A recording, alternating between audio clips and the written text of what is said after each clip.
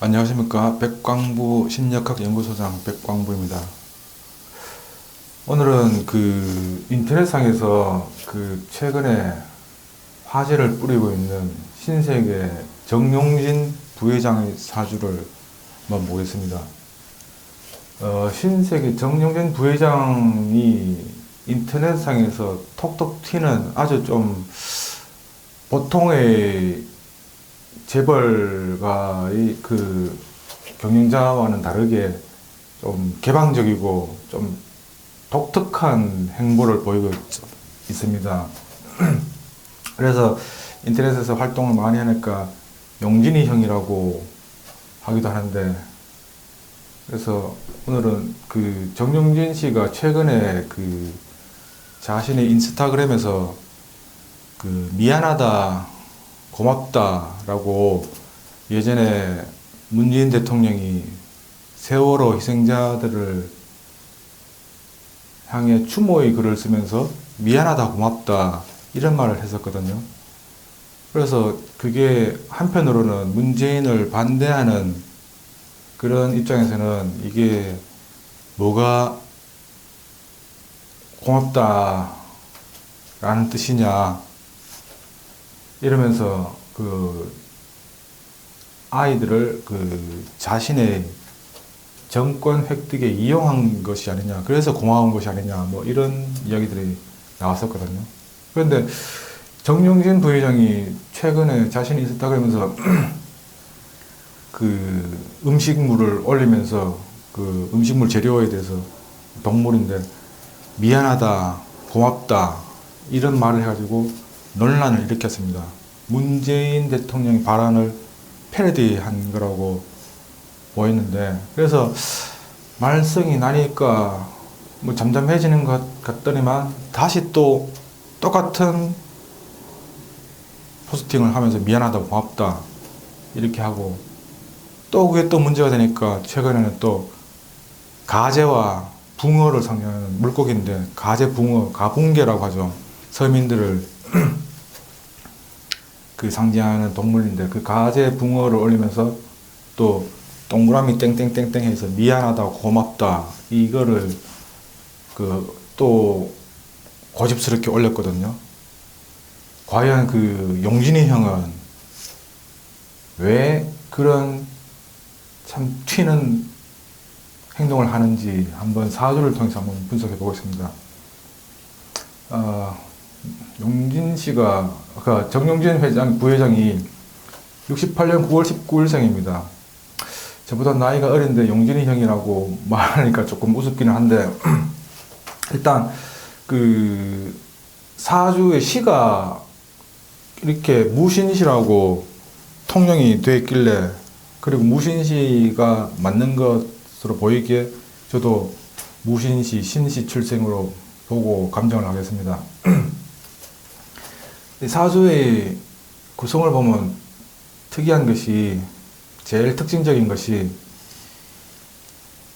인성이 매우 많다는 겁니다.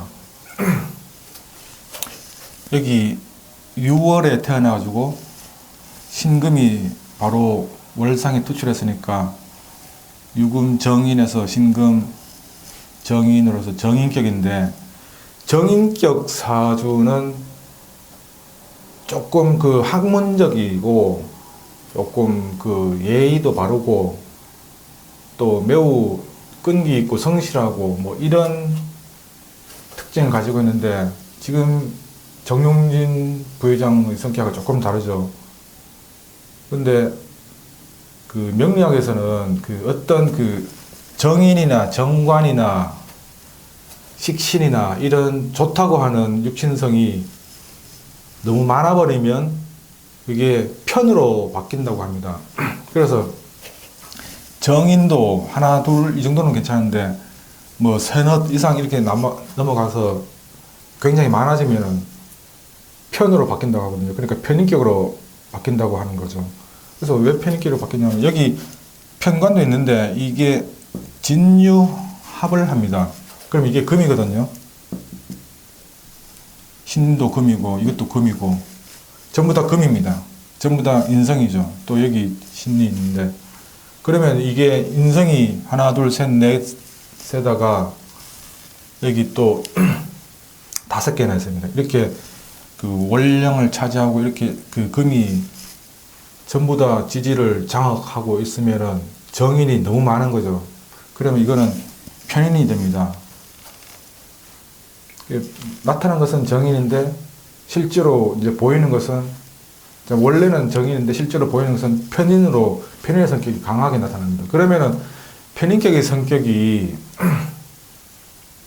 정영진 부회장이 인터넷상에서 SNS상에 보이는 모습하고 똑같습니다. 아주 자기만의 독특한 세계관, 사상을 가지고 있고 조금 뭐 편굴됐다고 할까, 편중됐다고 할까, 좀 극단적인 이런 성향이 있거든요. 그래서 지금 용진이 형이 SNS상에서 그렇게 문재인을 조롱하는 트윗을 올리는 것은 이 인성이 너무 많은 정인격이 편인으로 바뀐 그런 사주의 구성에서 추측을 할 수가 있습니다. 그러니까 사주에 원래 그런 성격이 보이죠. 그리고 이제 본격적으로 사주를 들어가 보면 이 사주는 굉장히 감정하기가 어렵습니다. 이게 무죄사주거든요. 재성이 없는 겁니다. 그 재성이 없는데 어떻게 그 재벌 2세 그룹 부회장까지 되고 또 결혼도 좋은 곳으로 하고 뭐 이렇게 되는지 사주를 단편적으로 보시는 분은 이해를 할 수가 없는데 제가 오늘 그 이유를 자세히 말씀드리겠습니다. 일단 이 사주는 금다수탁이라고 해가지고 금이 너무 많습니다. 그리고 일간임의 뿌리가 되는 것이 없습니다. 뿌리가 여기 진중계수가 있어서 뭐 뿌리가 된다고 기가 통한다고 또 볼 수도 있는데 이 진은 유하고 합쳐서 금이 되어버립니다. 그러면 전부 다 금이거든요. 그러면 전부 다 인성이고 여기는 뿌리가 없는 겁니다. 이렇게 하나라도 있으면은 양간 같은 경우는 하나라도 있으면은 신약이나 뭐 하여튼 뭐 이렇게 인성이 많을 때 신약이 안 되는데 뿌리가 하나도 없이 전부 다 인성이 이렇게 되면은 인성이 너무 과다해가지고 신약이 되는 그런 경우입니다. 그걸 금다수탁이라고 하는데 그래서 이 사주는 신약 사주입니다. 여기 인성이 많아서 신강할 것 같지만은 그렇지 않고 신약 사주입니다. 신약.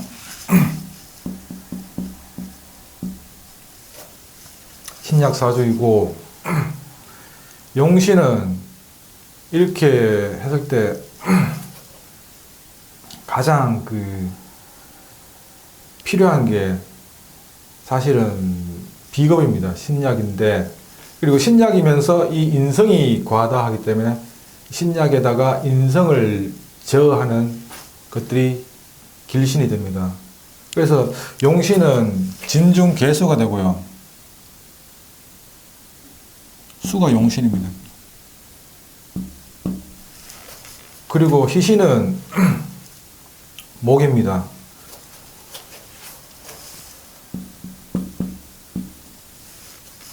화도 희신에 준합니다. 이 목화가 이제 금의 세력을 제어하는 역할을 하면서 이 숨통을 틔우는 역할을 하기 때문에 용신, 희신이 됩니다. 그리고 당연히 금이 많기 때문에 금이 흉신이고요.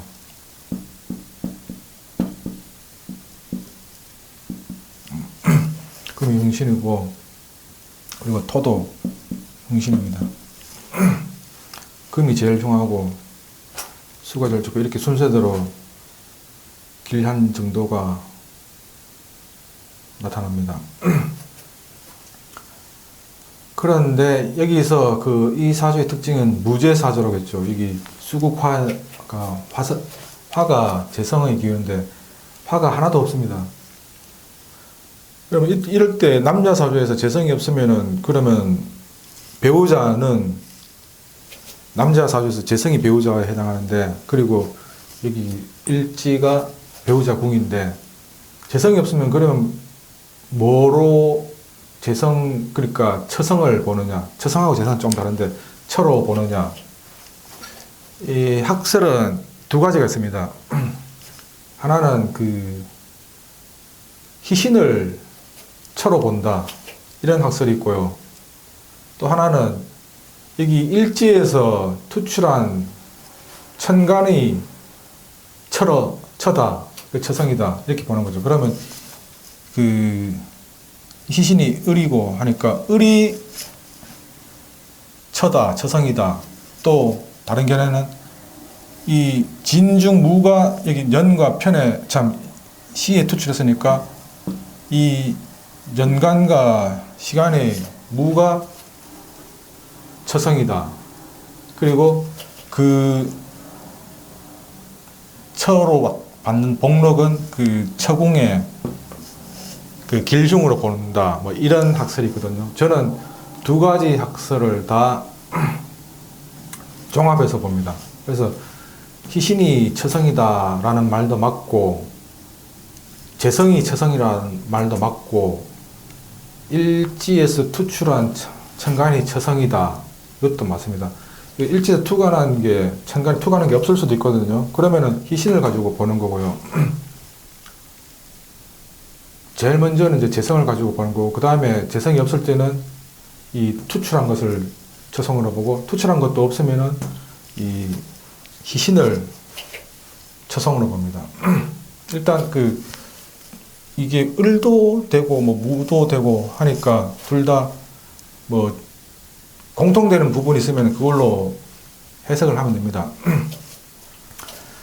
일단 여기서 이제 사주상에서도 그 결혼을 두 번 이상 한다는 말이, 그 여기서 무가 처가 두 개로 나왔으니까 결혼을 두 번 한다, 혹은 두 번 이상 한다, 이렇게 판단을 할 수 있거든요. 그래서 이게 시간상으로 대과거, 과거, 현재, 미래, 뭐 조상, 부모, 형제, 나, 배우자, 자식, 이렇게 보니까 이게 시간적으로 먼저 됐으니까 이게 이제 첫 번째 배우자, 고현정이겠죠. 이게 지금 두 번째 배우자, 지금 현 배우자겠죠. 그래서 이게 되는데, 그래서 이제 무제사주에서 배우자는, 남자 사주, 무제사주에서 배우자는 이렇게 본다, 이런 것을 말씀드렸고요. 또 어떻게 그렇게 돈을 많이 가지고 있는 재벌이 될 수 있느냐, 재성이 없는데. 이게 재성이 없더라도 재벌이 될 수도 있고요. 뭐 관성이 없더라도 그 관직에서 출세를 할 수 있고, 인성이 없어도 학문에서 뛰어난 성취를 얻을 수 있습니다. 그제 제가 봤던 사주 중에서는 아주 대학 명문대 교수 분이신데 사주에 인성이 없다고 하더라고요. 그런데 어떻게 대학 교수까지 이렇게 할 수 있었냐, 아주 우수한 성적으로 대학교를 졸업하고 학문적으로 성취가 많았다는 것을 뭐 알 수 있냐고 하니까, 보니까 관성하고 식신이 투출했는데 그게 합을 하면서 인성과 같은 효과를 보이더라고요. 그리고 또 대운에서 인성대운이 이제 딱 학문을 할 시기에 20대부터 이렇게 30년간 쭉 나왔길래, 이런 이유로 학문적인 성취를 얻을 수 있다. 인성이 사주에 없어도 인성 역할을 하는 것들이 있기 때문에 그렇다고 이제 제가 감정을 해드렸는데, 이것도 마찬가지입니다. 이게 일단 이 사주가 이렇게 굉장히 한 곳으로 기운이 쭉 쏠리면 이게 사주가 팔자가 셉니다. 팔자가 세다는 것은 그릇이 크다라는 것도 할 수도 있고요. 보통 사람들보다 길흉의 진폭이 굉장히 큰 거죠. 이렇게 확 한쪽으로 몰려 있으면. 그러니까 이렇게 되니까 이게 이제 그 아주 특이한 좀 격이 큰 이런 사람으로 볼 수 있고요. 그리고 여기서 용신이 수고, 희신이 화입니다. 이 신금 세력을 통제하는 재성이 화이기 때문에 이 사주 자체에 그 좋은 기운이 있기 때문에, 재성이 좋은 기운이기 때문에 그릇이 크고 재성이 좋고, 그리고 여기서 이게 부모인데 부모가 굉장히 큽니다. 그러면 재성도 좋고, 사주에서 재성도 좋고 부모도 굉장히 크고 하면은 재벌가 사주로 볼 수 있는 거죠.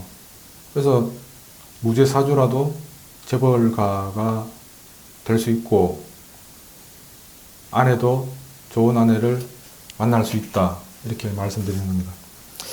일단 그래서 이 사주는 그 인성이 과다하기 때문에, 인성은 어머니인데, 그래서 어머니의 영향이 굉장히 큰 사주로 보고요. 그 어머니의 그 영향력을 극복을 하는 것이, 그래서 자기 자신의 그 경영관을 가지고 밀고 나가는 것이 이제 성공의 관건이라고 보겠습니다. 그래서 과거에 있었던 그 어머니, 이명희신가? 그 어머니의 유산을 극복해서 새로운 혁신적인 기업으로 만들어 나갈 때 성공을 한다, 이렇게 말씀드릴 수 있습니다. 그 길흉을 보면은, 대운을 보면은 일단 여기 술토가 있는데, 이 술토가 일단 술토도 나쁘고 한데, 여기 술이 있으면은 신유술로 금이 됩니다. 그럼 이 진유합이 깨지거든요. 그러면서 신진이 살아납니다. 그러면 여기 신진에서 이게 수기운이 나타나거든요. 그러면 이게 용신기운이 나는 거죠. 그래서 이것도 나쁜 것 같은데 사실은 좋습니다. 그리고 여기 천간에 임도 있고 하니까 이 좋은 거고요. 해자축 수입니다. 용신대운입니다. 아주 좋죠. 그래서 격이 굉장히 큰데 용신대운이 왔으니까 뭐 재벌 사주에 부합하죠. 그리고 또 여기 이제 2013년부터는 목 희신대운입니다. 이렇게 초년부터 30년, 또 30년, 60년 이상씩 이렇게 용신, 희신 대운이 오는 것은 매우 대운의 흐름이 좋은 겁니다. 대운의 흐름이 매우 좋습니다. 다만 조금 안 좋을 때도 있는데, 이 축토 이런 때가 좀 안 좋습니다. 이 토니까, 토금 또 유가 있으면 금이 되거든요. 그 정용신 씨 그 일생 중에서, 인생 이력 중에서 좀 특징적인 점이, 사람들한테 많이 알려진 점이, 고현정 씨 톱 탤런트와 결혼을 하고 이혼을 했다는 게 있어가지고, 그걸 가지고 또 사주 분석과 만나고 한번 검증을 해보면은, 보통 결혼은 사실은 결혼한다 확정적으로 말할 수 있는 게 없습니다. 보통은 그 용신, 희신, 대운, 세운이 오면은 결혼을 하고요. 그러니까 대운도 좋고 세운도 좋을 때 결혼을 하고, 아니면은 일지나 년지, 아니면 연간과 뭐 시간 뭐 이렇게 천간하고 합의되는 게 많을 때 결혼을 하게 됩니다. 그 합이 조금 불리한 상황에 있으면은 자기보다 처지가 좀 안 좋은 그런 사회적 지위가 조금 떨어지는 배우자와 결혼을 하는 거고, 좋은 배우면 아주 걸맞는 좋은 결혼을 하게 되는 건데, 일단 그 1995년에 을해년에 결혼을 합니다. 보통 남자한테 결혼을 한다는 건 좋은 건데, 용신, 희신, 대운, 세운에 결혼하는데, 갑자대운, 수목이죠. 아주 좋은 대원입니다. 여기 을해, 예, 수목이죠. 충분히 결혼을 할 수가 있습니다. 그리고 개미년에 이혼을 합니다. 2003년 을축년 을축대운 개미년에 이혼을 합니다. 좀 안 좋은 점이 이 충미충이 있고요. 그래서 그 축중신금에 비중을이 충을 당하죠. 안 좋은 겁니다. 그리고 개가 무와 합해서 처성을 합거합니다. 처성을 합거하는 거는 이제 이혼을 하는 거로도 볼 수 있거든요. 그래서 이때 개미년에 이혼을 합니다. 그리고 신묘년에 다시 결혼을 하는데 이 그 묘가 그 신하고 암합을 합니다. 그래서 두 번째 결혼을 하는 경우는 뭐 몰래 하는 뭐 이런 부분이 있어가지고 암합도 합으로 볼 수 있거든요. 그래서 처공하고 이게 여기서 처공인데 이것도 처공이 되거든요. 그래서 처공하고 암합이 있으니까 결혼을 하게 되는 거죠. 그리고 현재 지금 그 문재인 정권에 반발하는 문재인을 조롱하는 그 미안하다 고맙다 포스팅을 계속 지금 몇 차례인지 모르겠는데 한 3차례, 4차례 이상씩 이렇게 계속 올리고 있거든요. 이거는 사실은 조금 위험합니다. 그 현 정권에 그렇게 각을 세우고 조롱하고 이렇게 하면은 그 물론 지금 뭐 문재인 정부는 민주정부이기 때문에 예전에 과거 권위주의 정권, 군사 독재 정권처럼 그렇게 기업에 대해서 불이익을 주고 해악을 줄 수는 없겠죠. 그런데 뭐 기회를 안 줄 수는 있는 거고요. 물론 하여튼 그것도 없다고 치고 민주정부니까. 그런데 문제는 이제 그 정부 여당 지지자들이 많다는 거죠. 지지자들이 한 40%, 30%, 40% 되나? 그런 사람들이 이제 신세계에 대해서 불매운동을 하고 뭐 안 좋은 그 콘텐츠를 퍼뜨리고 하면서 계속 그 신세계를 공격하고 하는데 오늘 보니까 신세계를 공격하는 그런 인터넷 이미지들이 커뮤니티에 막 돌아다니더라고요. 그리고 아니나 다를까 신세계 주가가 최근 일주일 동안 아주 폭락했습니다. 그래서 이게 참 경영자로서는 매우 과격한 발언이고 위험한 발언입니다. 그래서 이런 현상이 일어나는 것도 참 한국적인 현상인데 기업이 뭐 정치적인 견해를 뭐 조금 낼 수도 있는 건데 어쨌든 그 지지자들이 열성적인 지지자들이 많아가지고 막 극단적인 불매운동으로 나오고 주가가 폭락하고 뭐 이런 리스크가 한국은 좀 크거든요. 그런데 그 리스크를 만들어냈을 때 그 정상적인 자유민주주의, 자유시장 경제 체제에서는 그 정용진 씨 같은 행위를 주주들이 용납을 하지 않습니다. 그냥 경영자를 바꿔버리죠.